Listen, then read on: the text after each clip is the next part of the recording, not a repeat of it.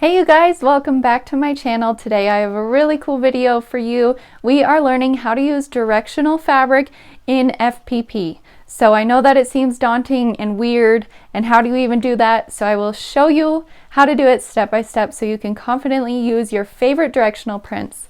So before we start, what is a directional print? A directional print fabric is something that has a clear up and down. So it looks best when it is in that direction instead of using it however way you want. So the temperatures are starting to drop here and my neighbors are starting to put up their Christmas lights. So I thought it was time for a fun Christmas FPP block. So I am using my economy block template. You can find this, it's a free pattern for signing up for my newsletter. I will link it below, but it comes with economy block, log cabin block, and a flying geese strip. So great for practicing and great for beginning FPP. So this is the block we are making, all directional prints, all perfectly up and down. So let's get into it and I will show you how to make this cute Christmas block. Okay, so I've recently gotten in the habit of using a light board for my FPP. It's super handy if you want to do any fussy cutting or just to know how big to cut your pieces, where to place them, that sort of thing. So I want to show you how I'm going to fussy cut the center and make sure it's exactly how I want it. So I'm going to turn on my light board and I got this big piece of fabric with these darling nutcrackers. And what I'm going to do is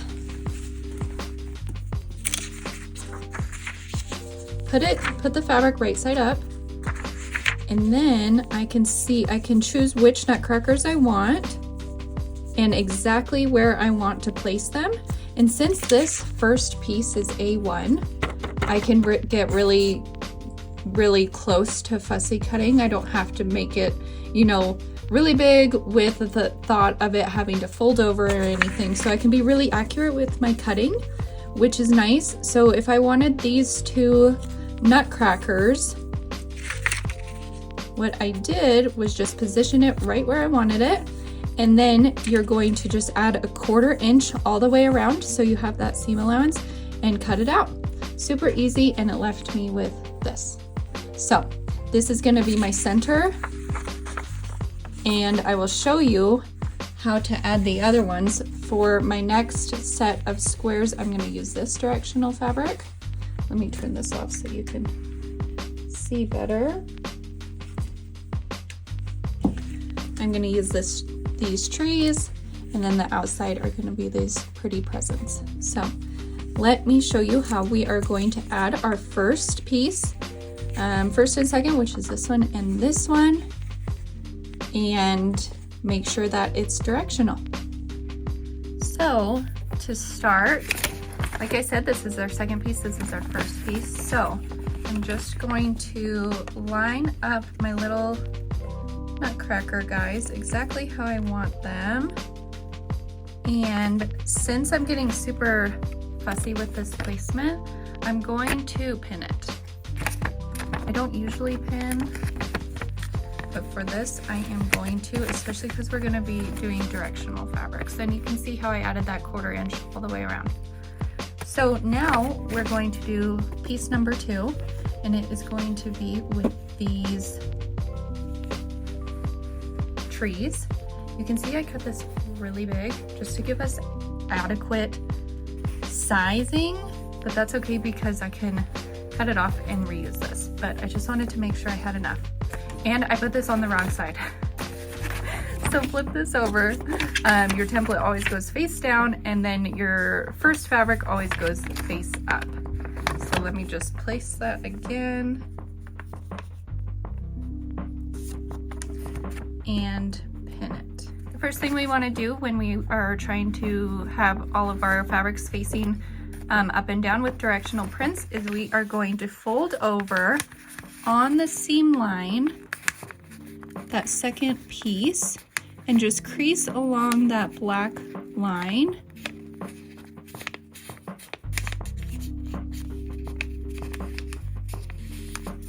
So it's folded like this. You're gonna open it up. You are going to take your fabric, let me move some stuff.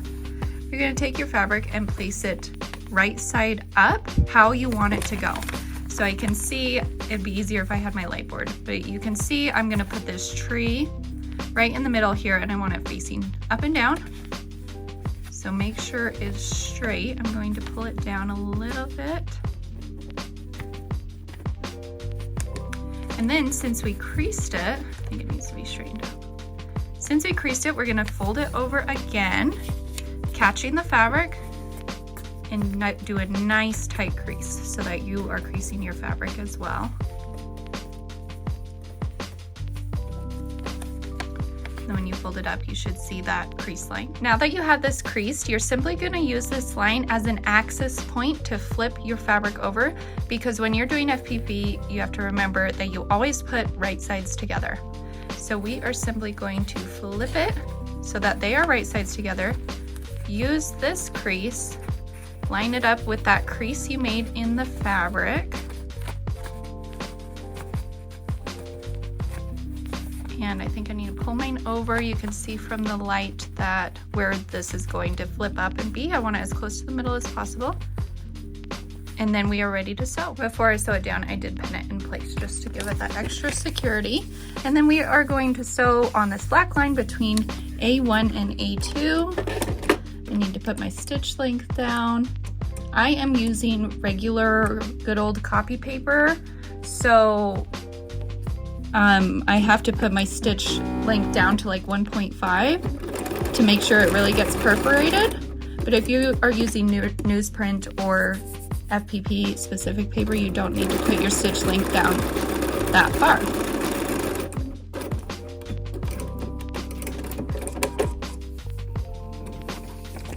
Flip it over, I'll remove my pin, and we can see if that worked.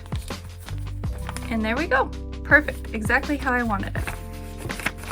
So now I am just going to, you could use your rotary cutter if you want, but I like to just fold this piece back and trim about 1/4 inch away. Now that I've done that, I can flip this, use my seam roller, give it a good roll, and there we have our first and second piece. I can remove this pin now because it is in place, and now we are going to go to A3. Before I do that, see how I have a lot of extra over here? I am going to trim that in line with that A3 line. There we go. Okay, so now we are going to do the exact same thing with A3. I'll let you watch me so that you can really get it down pat.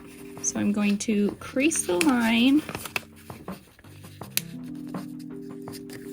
on A3. I'm going to bring over my fabric. Now remember, this goes this way, so I want one of these cute trees facing this way. This is when a light board really comes in handy. See how this isn't gonna quite make it to that edge, so that one won't work. Let's try this little one down here. Okay, I need a bigger piece. This is why I cut them as big as I did. I think this one will work down here. So I kind of want this one over here,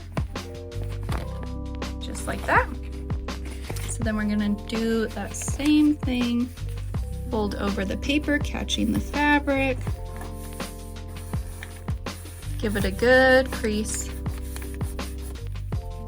bring it out. There's my crease, kind of hard to see when I haven't ironed the creases out. Use this as an axis point to rotate it.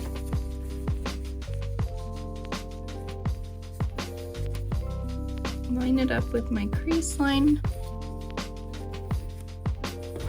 I need my light again. There's that one.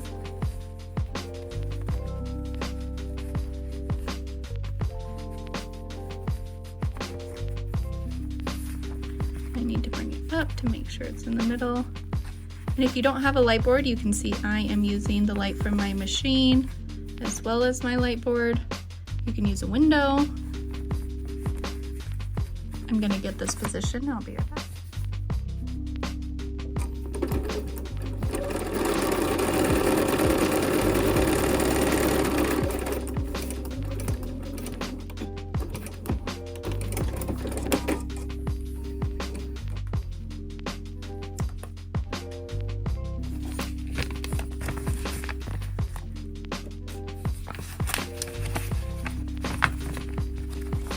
And there we go.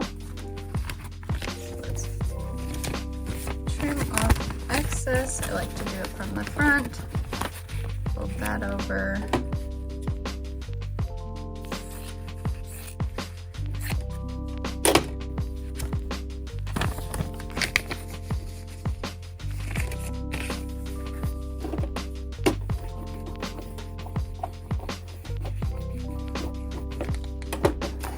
We are making progress so far. So I'm gonna finish A4 and A5 and then I'll meet you back to show you the next one.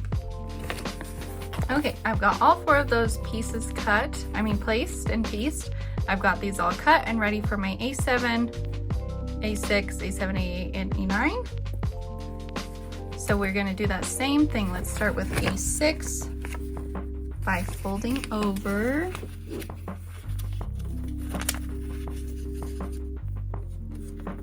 And these might look a little scary because they're on an angle, but I promise they are no different, just takes time. So we did that. Now we are going to use our light to see where we want to place these cute presents. So I think I want to try and get 2 presents like this. So I am going to fold it over, matching the fabric just as we have. And now we're going to use this access point to flip this way, just like this. Go ahead, I think this is the hardest part of it all, lining up these 2 lines and making sure that they're back in the middle. But it's not that it's hard, it just takes time.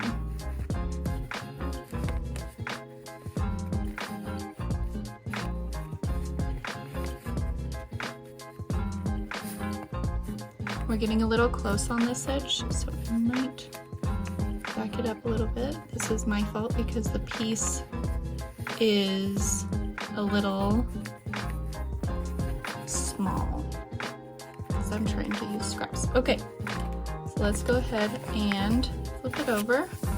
So our line,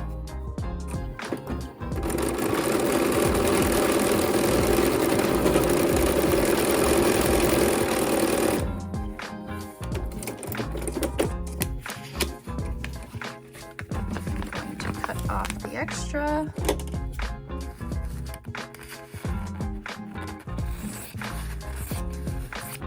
Okay, trimmed along there. Now we're gonna flip it up and perfect. How cute is that? So easy. Just takes a little extra time, few extra steps.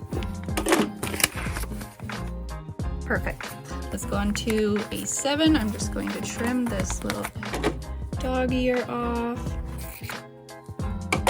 And we'll do it for A7 together.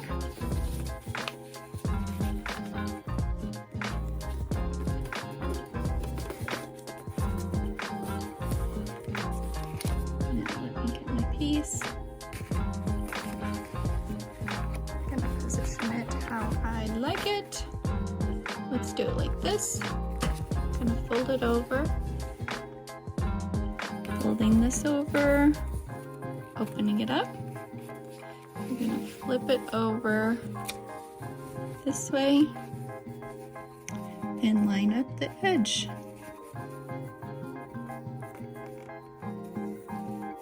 We flipped it over and now we are ready to sew.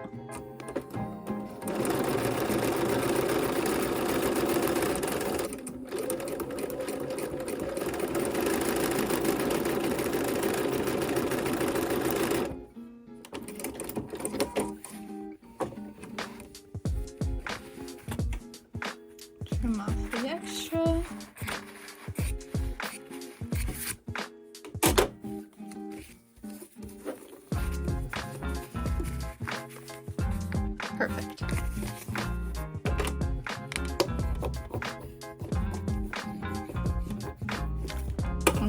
I'm going to finish the next two and I'll meet you back here.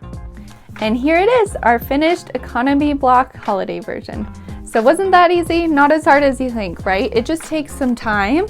And something I really recommend for these is to have a light source. So whether that's a light box, a window, the light from your sewing machine, even your flashlight from your phone. That really helps know exactly where your fabrics are going to end up, and so you can get fussy with it.